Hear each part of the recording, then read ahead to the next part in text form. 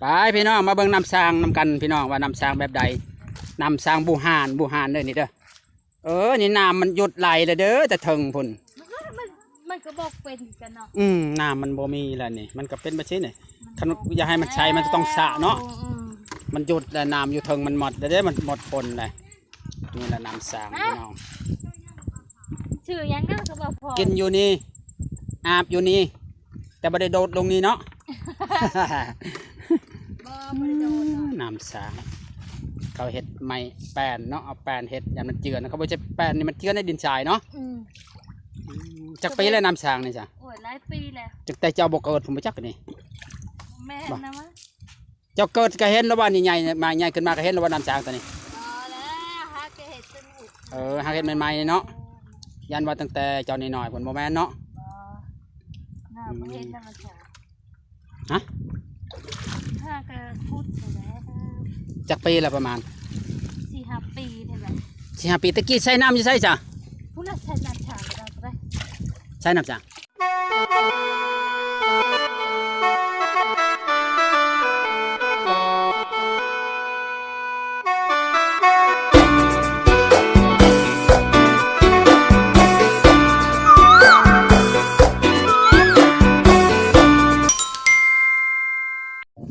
สบายดีพี่น้องมื้อนี้ก็มาเบิ่งสาวโสดคนหนึ่งพี่น้อง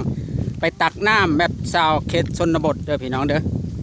เขตชนบทพี่น้องเผาเล่าเทิงมาตักน้ำสางพูดเด้ไม่ใช่กอกเพิ่นสิอาบน้ำมานะ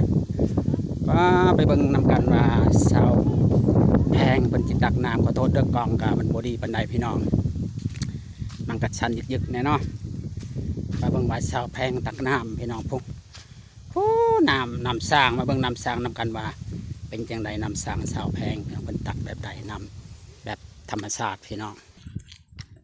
ไปพี่น้องมาเบิ่งน้ำสร้างนำกันพี่น้องว่าน้ำสร้างแบบใดน้ำสร้างบูฮานเด้อนี่เด้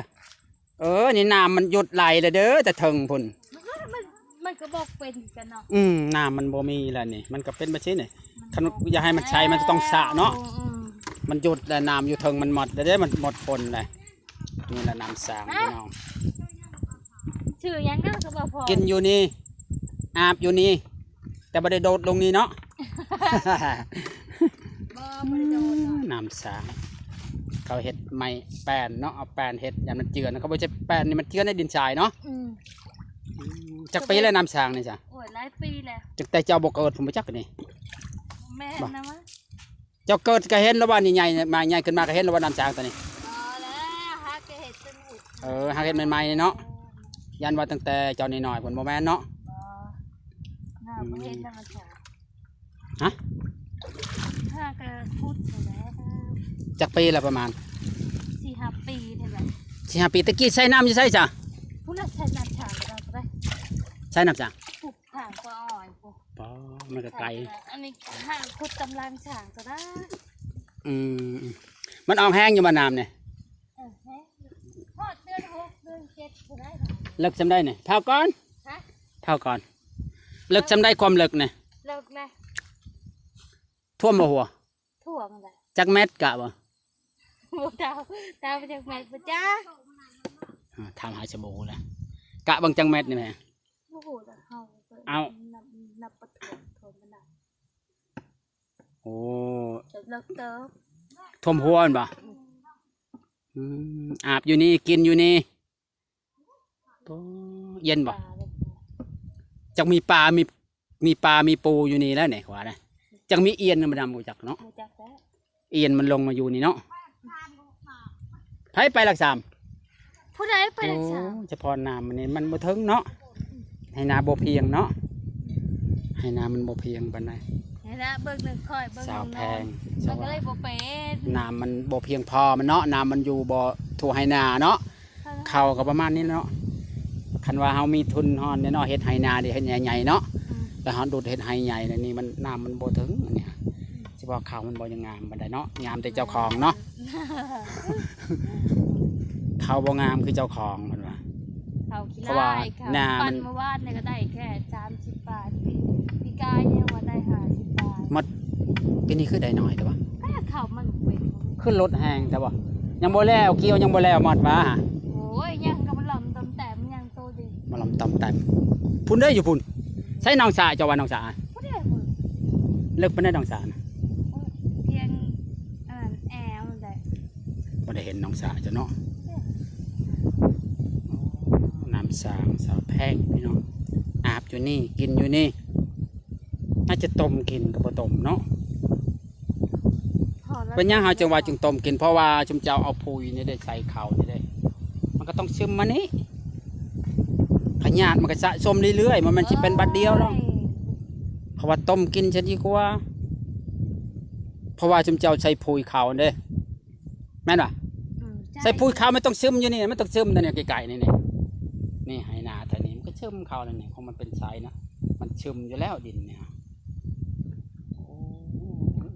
ถ้าพวกแค่จะต้มเพิ่มต้องใช้เวลาต้มเพื่อจะได้กินเพื่อแล้วว่ากี่ชา เอาก็เอาเวลามันว่างกลางคืนก็ต้มใส่หม้อนึง ใหญ่ ใหญ่ ๆนอนนาได้ไฟที่ต้มเนาะ ๆต้มกลางคืนเอาสดคือเก่าป่ะ ตัวนี้เก่า หรือบ่สดคือเก่า โจดคือเก่า สดคือเก่าหรือบ่สดคือเก่า โจดคือเก่า สดดนแล้วเนาะมอแต่เลือกคนหล่อแบบน้ำบัวตัวเจ้าก็มาอาบไก่ๆนี่กูว่าอาบยังไก่ก็ดอกไว้ตักไว้บนแน่ไว้ กวนเลยเจ้าเนาะ ถ้าให้เพิ่นลดน้ำนะ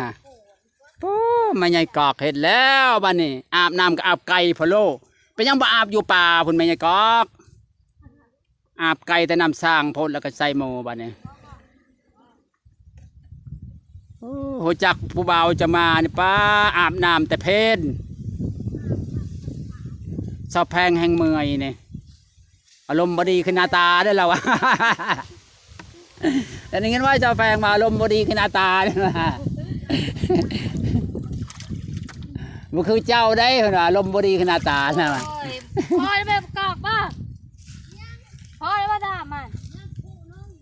ยังคู่นึง เล็กก็จะอยากกินหน้ามาเลยเว้ยเองเจ้า พอแล้วไปเบิ่งสาวแพงสิหาบน้ำเมื่อพี่น้องสาวโสดคนหนึ่งนะพี่น้องเด้อ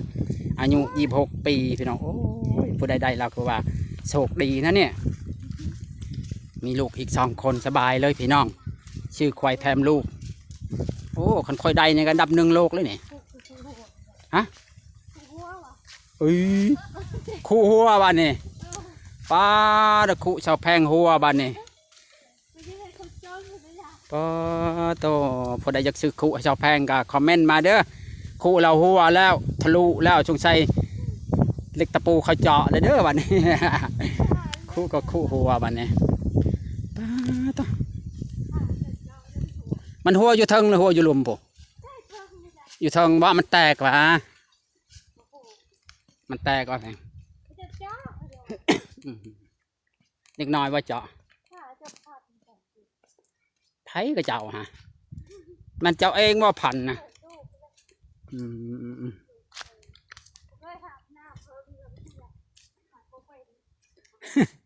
บ่เคยน้ำเฮิงเลยจากมือเราไม่ได้หาบกับเฮิงฮะไผจะหาบชั่วโมงนี่จ้ะน้องหาบน้องหาบเพิ่นว่าบ่เคยหาบน้ำเคยแบกแต่ผู้บ่าวบ่เคยแบกแต่ผู้บ่าวบ่ เคยแบกแต่ผู้บ่าวเพิ่นว่าสาวแพงตักน้ำ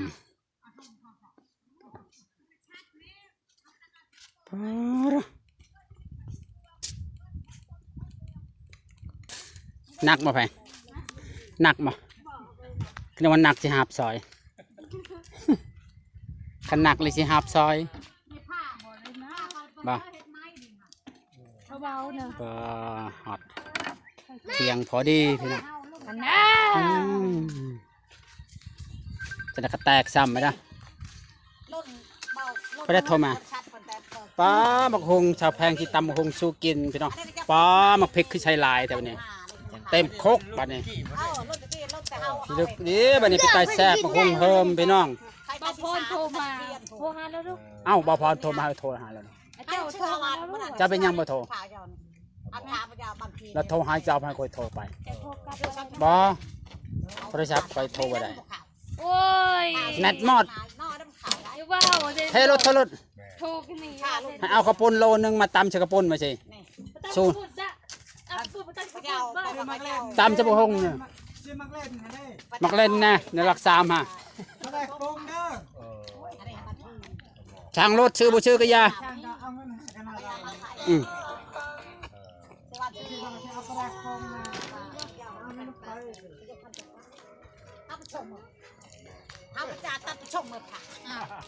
พ่อใหญ่พ่อใหญ่ตู้บ่ไปหาว่าผู้สาวอาบน้ำพุ่นบ่ได้ไปทูลังให้เพิ่นบ่ ไปที่หยัง ไปทูลังให้เพิ่นเด้ มาเดินนาวมึงนั่งนะ ผู้สาวอาบน้ำแล้วทูลังแล้ววะ แล้วอาบจะเก่าแล้วก็หุกเองอยู่ อย่าโหกอยู่ว่ะมื้อนี้มือบ่ฮอดเพิ่นว่าบ่มีไม้โทรเลยสิให้ผู้สาวผู้บ่าวโทรให้เพิ่นว่าว่าคืออาบคือบ่มีไม้โทรลังโอ้ยโทรบ่ได้เพิ่นว่าบอกให้ผู้บ่าวมาโทรให้ได้เด้อเพิ่นว่าโอ้โตว่าใหญ่มีมาแม่กับลูกก็แบบนี้แหละเฮ้ยเห็นอะไรฉันก็ว่าเขาชื่อว่าแม่กับลูกจะได้โทรศัพท์เล่นก็ให้ลูกเด้ บ้า มันจะเห็นหยัง มันชื่อยัง ตะกี้ว่าผู้น้อยแอบอันนี้ผู้ใหญ่แอบ เบิ่งยัง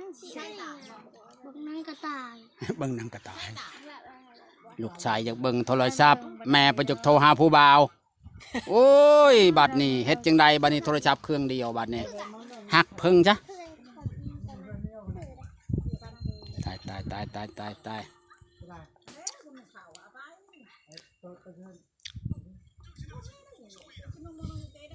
ตำแล้วนะไง